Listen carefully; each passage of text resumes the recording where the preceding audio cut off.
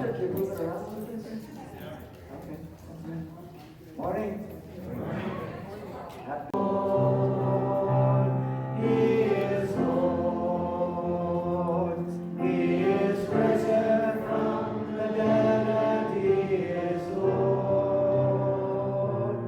Every knee shall bow, every tongue confess that Jesus Christ is Lord.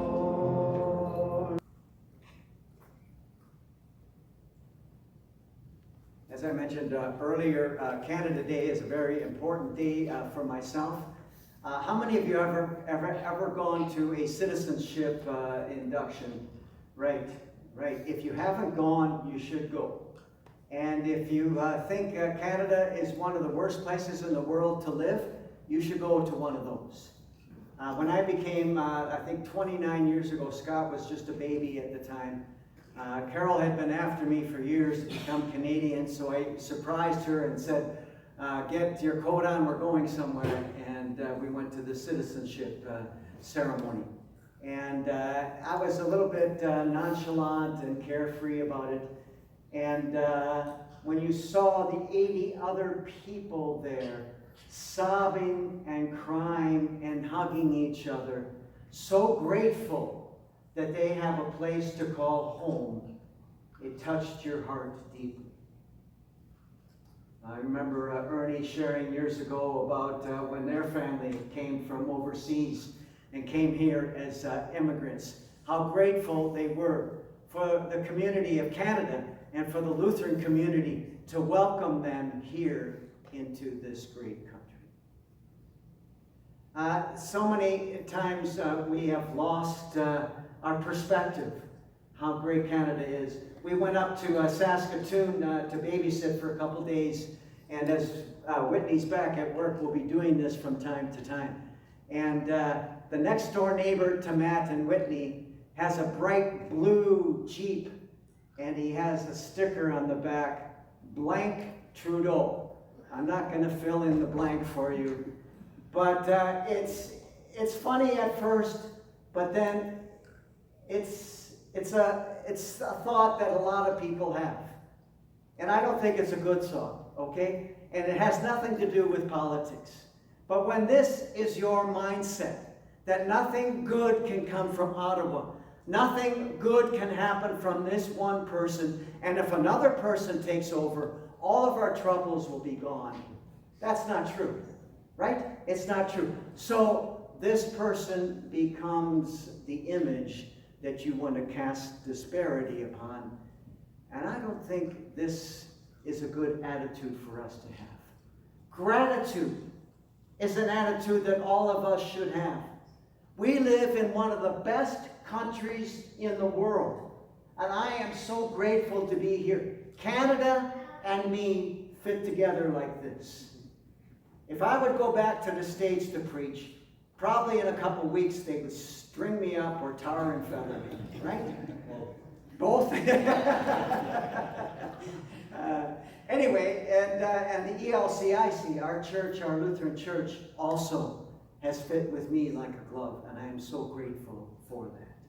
I often wonder what it would be like if I had ended up in a church in the States. I know that I would not preach as freely and as openly as I do here. And so this is my journey and my story, and gratitude is something that I always lift up. Gratitude for Canada, but we here have so much to be grateful for.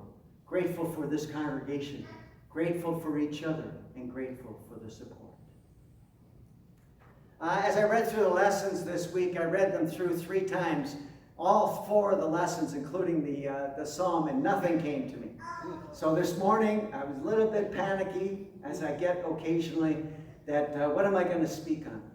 And then I remembered that there was an article I came across on my phone earlier in the week that talked about why Finland is the happiest country in the world. Are there any Finns here? They're so happy they don't need to come to church. That's awesome. Anyway, as I Googled it this morning, trying to find that same article, there are hundreds of articles that people have written trying to figure out why the Finns are happier. 5 years in a row, they have won this award of the happiest country in the world. And when you think about it, it doesn't make sense. It's one of the coldest countries. Okay, somebody I know, Matt's brother-in-law, played hockey in Finland, Helsinki for a year. Hated it. It was cloudy and gloomy and cold and damp. Couldn't wait to leave it. And yet it's the happiest country in the world. One of the reasons some people project is that Finns get out every day. They try to get out into nature. It does not depend on the weather at all. You just go out into nature, whether you sit on a park bench or run or bike. I wasn't going to bike this morning, but when I read most Finns would prefer to bike than jump in their car, I brought my bike again today. And I am happier for it. So that's one of the aspects. But the biggest thing, or the article that this person wrote, they believe that it's Sisu. It's a Finnish word, and this is what it means. An extraordinary endurance in the face of adversity. Persistence, determination, guts full of courage, tenacity, resolve, willpower, and an indomitable spirit. This seems to be a part of their culture. And it's really faith, isn't it? That's faith. It's knowing that when difficult times come in your life, we will get through this. I will get through this. We will get through it as a family. We will get through it as a congregation or as a country, because we have this determination and this strength. When difficult times come and we get angry or upset or we get fearful, this changes our psyche. It changes our spirit. And fear tends to breed more fear. And what's happening in so many places in the world is that fear has taken over. Across the border to the south of us, that's the main election idea that's going on, is to be afraid. We should be afraid of these people and these people. Maybe the other reason that its country is so happy, the three top countries are all Scandinavian countries, and they're all socialistic countries. They don't have to worry about health care, right? They know that we are there for each other. And we're living in a time when people are resisting this. The United States isn't in the top 5. And they resist any kind of talk about socialized medicine, taking care of one another. You look after yourself, I'll look after myself, and I'll be happier for it. Sisu, the endurance in the face of adversity. We have that. People who are people of faith have this belief and understanding that we will get through our difficult times. And you know what? We've gone through enough in our lives, and you people who are in your 70s and 80s, you've experienced enough, and you know that you've always gotten through these things with God's help. And it behooves us to have that belief and that understanding that the next time something happens, the next time there's a sickness in our family, when there is a death in our family, we do not have to despair. We do not have to fall back into fear and trembling, wondering if we're going to make it.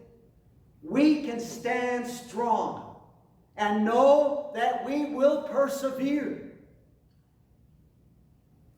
because we have this strength that comes from God. We all have this together. We will persevere. Amen. Amen. So